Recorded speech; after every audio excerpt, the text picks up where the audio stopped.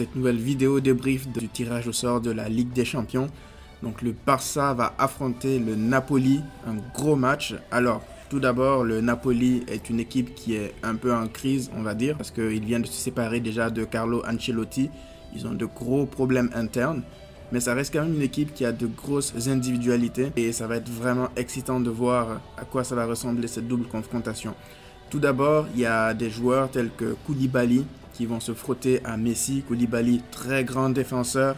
J'ai hâte de voir ce duel. Après, comme je vous l'ai dit, le Napoli traverse une période un peu difficile, mais d'ici février, plein de choses peuvent se passer. Et là, Gattuso a pris les rênes de l'équipe. Sait-on jamais, peut-être qu'il va réussir à insuffler un nouveau souffle à cette équipe qui en a clairement besoin. Ensuite, nous avons aussi en attaque des joueurs tels que Dries Mertens, tels que Lorenzo Insigne. Ce sont des joueurs extrêmement rapides et techniques qui peuvent extrêmement nous faire mal. Il va falloir faire attention à eux si on veut espérer quelque chose de ces huitièmes de finale. De notre côté, ça va pas être non plus facile, mais moi je pense sincèrement qu'on peut passer ce tour de compétition face à une équipe qui n'est pas au mieux. Donc même si je vous ai dit qu'il reste du temps, je pense que même à son meilleur niveau, je pense qu'on est capable de battre cette équipe de Napoli. Et aussi, le fait que la deuxième manche se joue au Camp Nou, pour nous, c'est un avantage considérable.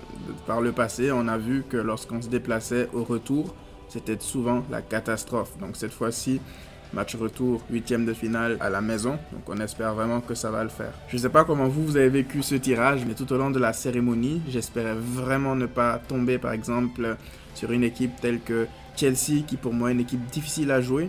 Même si je pense que ça aurait été quand même bien aussi de tomber sur une équipe qui nous aurait challengé, qui nous aurait mis en face de nos problèmes pour essayer de les résoudre si possible au plus vite. Après, il y a des tirages aussi qui sont très intéressants dans cette Ligue des Champions en huitième de finale. J'ai hâte de voir le Manchester City-Real Madrid, le retour de Pep Guardiola au Santiago Bernabéu. Alors, City n'a pas un grand record face au Real Madrid, mais je sais pas, cette fois-ci, j'ai vraiment l'impression que c'est le moment ou jamais. Après, City traverse aussi une période un peu difficile en ce moment, mais je pense qu'ils peuvent vraiment faire mal à cette équipe du Real Madrid. Déjà, on aura un aperçu du Real de leur niveau lors du Classico mercredi. Mais comme je vous ai dit, d'ici février, plein de choses peuvent changer. City peut revenir à un niveau qui était le sien l'année dernière, surtout en Ligue des Champions jusqu'au quart et au demi, on va dire. Et de l'autre côté, le Real Madrid aussi pourrait évoluer, on ne sait jamais. Donc on verra un gros choc en perspective. On a aussi le choc Dortmund-Paris Saint-Germain qui va être aussi électrique. Thomas Tuchel qui va revenir chez lui à Dortmund et qui va affronter ses anciens joueurs. Là aussi, je pense que le PSG aura un petit challenge parce que Dortmund, c'est une équipe qui peut faire mal à plein d'équipes. C'est une équipe qui est capable d'évoluer en contre-attaque. C'est une équipe dans un grand jour qui peut faire mal à plein d'équipes. Donc, il va falloir faire attention à cette équipe-là. Moi, je pense que le PSG, ce n'est pas un tirage facile.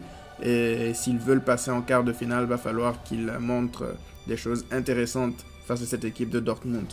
Il y a aussi le choc entre l'Atlético et Liverpool. Alors là, c'est un choc qui promet parce que l'Atlético Madrid, ce genre d'équipe leur convient parfaitement. Liverpool, ce n'est pas une équipe qui va avoir la possession à outrance.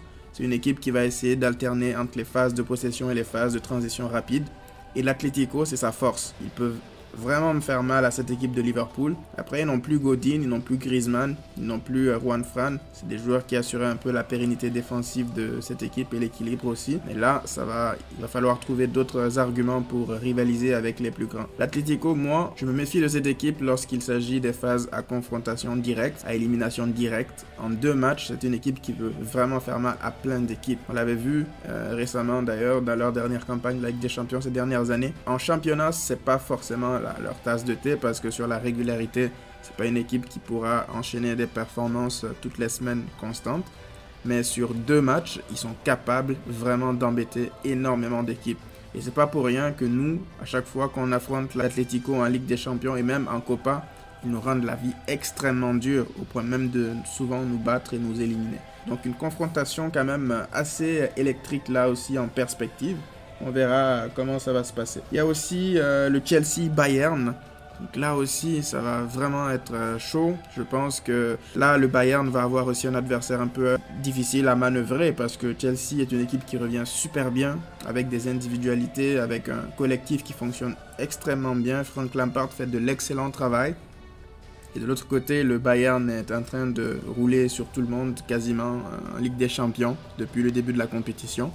Et ils ont des joueurs aussi d'exception. Là, on va voir comment le remplaçant de Kovac va s'en sortir, mais ça promet vraiment des chocs. En règle générale, je suis très satisfait de ce tirage parce qu'on a vraiment un tirage assez homogène.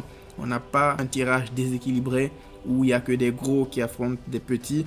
J'ai aussi beaucoup aimé le tirage entre Tottenham et Leipzig. Ça va être un match assez intéressant parce que Leipzig, c'est pas une équipe facile et Tottenham est une équipe qui revient, qui sort un peu d'une crise aussi.